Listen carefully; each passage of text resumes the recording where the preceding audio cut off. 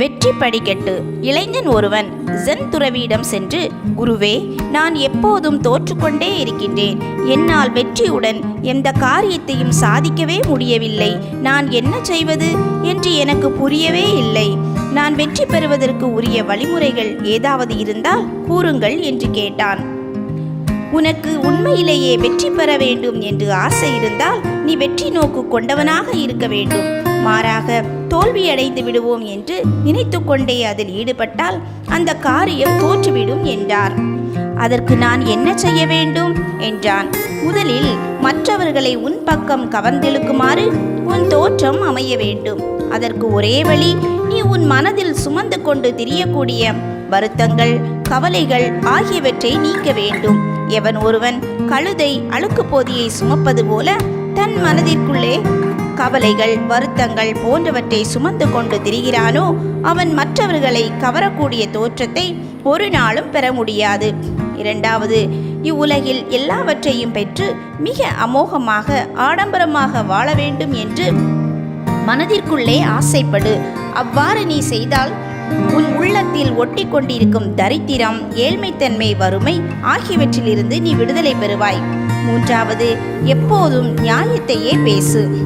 அதனால் உன்மேல் சிலர் எரிச்சல் படலாம், வருத்தப்படலாம். அதை பற்றி கவலைப்படாதே. அது உன் பிரச்சனை அல்ல, அது அவர்களுடைய பிரச்சனை.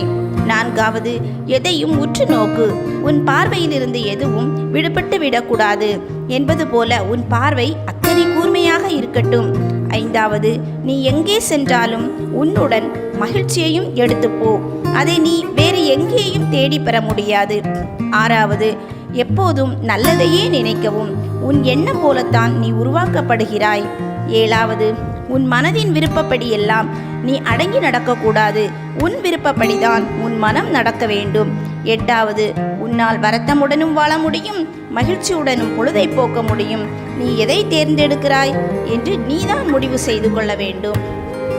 ஒன்பதாவது, எளிதில் கிடைக்கும் எதுவும் சீக்கிரத்தில் உன்னை விட்டு மறைந்துவிடும். சிரமப்பட்டு உழைத்து பெறப்படுவதுதான் நீண்ட நாள் நிலைக்கும் என்பதை நினைவில் வைக்கவும்.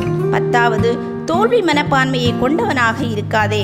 அப்படிப்பட்டவனை உலகம் வெகு சீக்கிரத்தில் புறக்கணித்துவிடும். சொர்க்கத்தை தேடி நீ அலைய வேண்டியதில்லை, ஏனெனில் சொர்க்கம் உன் கூடவே இருக்கிறது என்பதை 11வது புத்திமதியாக எடுத்துக்கொள். செய்ய முடியாது என்று மற்றவர்களால் நிராகரிக்கப்பட்ட ஒன்றை நீ செய்து காட்டு. உலகம் உன்னை மறக்காது.